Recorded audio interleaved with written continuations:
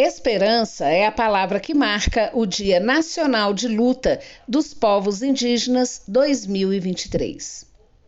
Na antevéspera do Dia Nacional de Luta dos Povos Indígenas, 3 pessoas da etnia Yanomami foram assassinadas. O crime, segundo a denúncia do líder Júnior Uecurari, que está na região acompanhando as ações de saúde para debelar a crise humanitária instalada pelo governo Jair Bolsonaro na terra indígena, foi cometido por garimpeiros.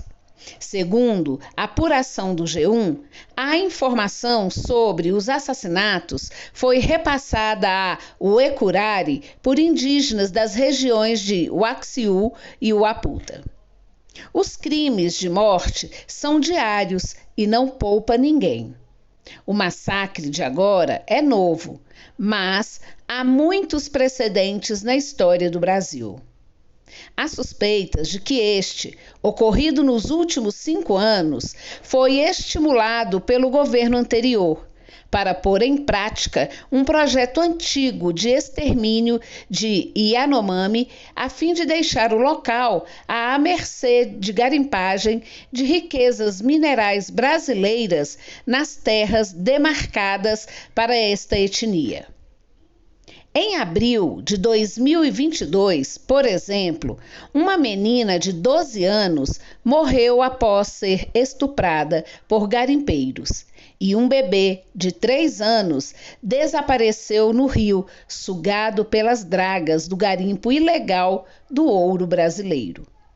Esse tipo de morte ocorreu diariamente durante o governo Bolsonaro. Nos 9 milhões de hectares da TI, situada nos estados do Amazonas e de Roraima, fronteira com a Venezuela, vivem 8 povos indígenas, incluindo aí cerca de 28 mil Yanomami. Todo tipo de crime tem ceifado vidas indígenas nessa região. Lideranças denunciam a contaminação dos rios devido ao garimpo e aos abusos sofridos pelas mulheres e crianças. A desnutrição atinge mais de 50% das crianças e há um alto número de casos de malária relacionados à expansão do garimpo. Ao constatar a gravidade da situação, o governo Lula decretou emergência de saúde e convocou voluntários para atuarem no local. O avanço de atividades ilegais estimuladas no governo Bolsonaro levou mais 20 mil garimpeiros para dentro do território. Uma das primeiras ações do governo Lula para demarcar o tempo e garantir a política de esperança em prol dos povos originários foi a criação do Ministério dos Povos Originários. A ministra dos Povos Indígenas, Sônia Guajajara, tem visitado o local.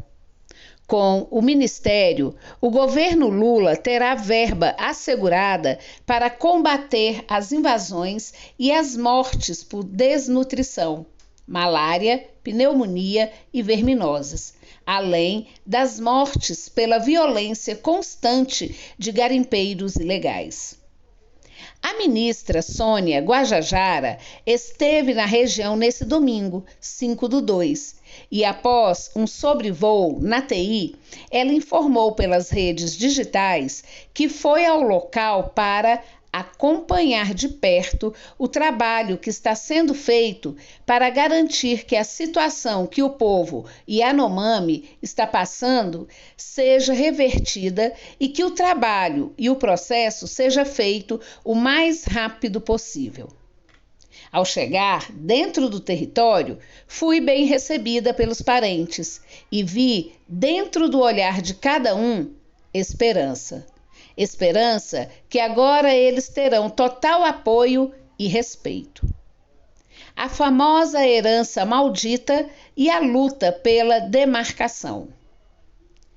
Além da investigação aberta em várias frentes do Estado Nacional para identificar os responsáveis pela situação, o recém-criado Ministério, juntamente com outros órgãos, investiga 30 casos de estupro de meninas Yanomami. É assim que o Brasil se apresenta no Dia de Luta dos Povos Indígenas 2023, celebrado em 7 de fevereiro, diante de um panorama de crise humanitária que atinge os vários povos do grupo Yanomami. A situação deixada pelo governo Bolsonaro é a mesma para quase todos os 305 povos indígenas do Brasil.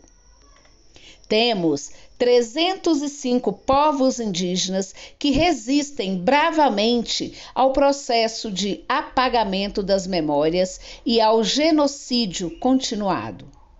Hoje, a sociedade brasileira e mundial voltou seus olhos para um problema que temos denunciado há muito tempo.